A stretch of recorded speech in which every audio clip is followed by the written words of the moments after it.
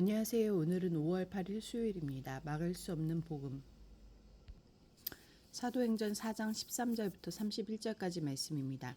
그들이 베드로와 요한이 담대하게 말함을 보고 그들은 본래 학문 없는 범인으로 알았다가 이상히 여기며 또 전에 예수와 함께 있던 줄도 알고 또 병 나은 사람이 그들과 함께 서 있는 것을 보고 비난한 말이 없는지라 명하여 공회에서 나가라 하고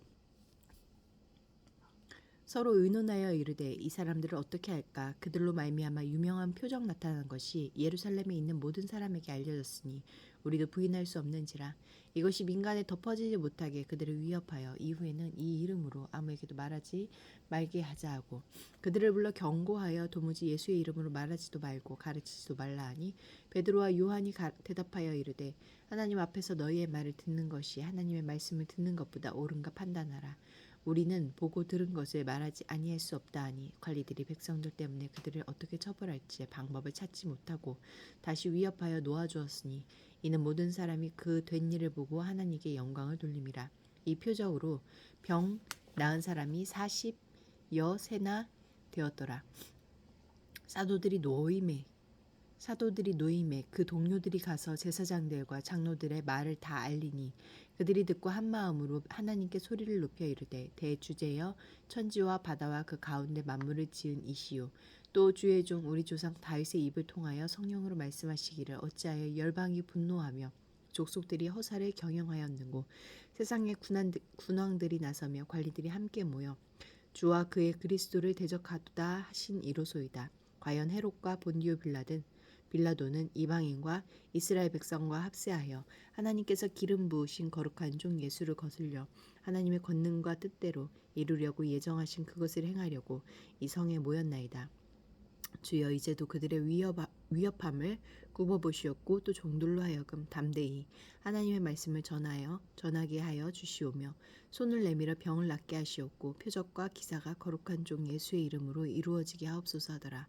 빌기를 다함에 모인 곳이 진동하더니 무리가 다 성령이 충만하여 담대히 하나님의 말씀을 전하니라. 23절부터 28절까지 말씀에서 하나님은 어떤 분입니까?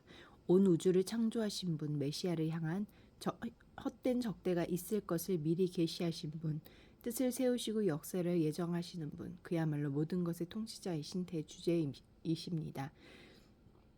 그러니 공회로부터 위협을 당한 교회가 기도하며 하나님을 의지하는 것은 당연하면서도 가장 현명한 선택이었습니다.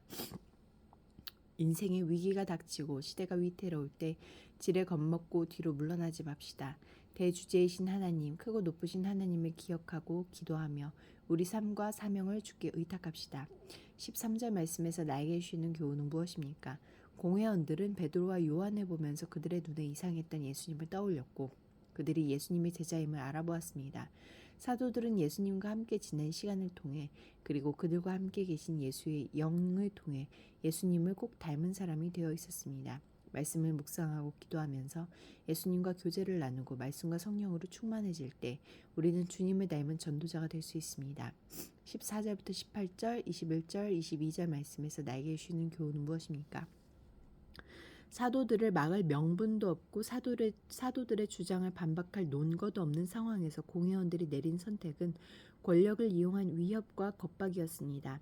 사실을 감추고 진리를 거부하는 이들이 마지막으로 꺼내드는 수단은 늘 옹졸하고 비겁한 폭력의 방법입니다.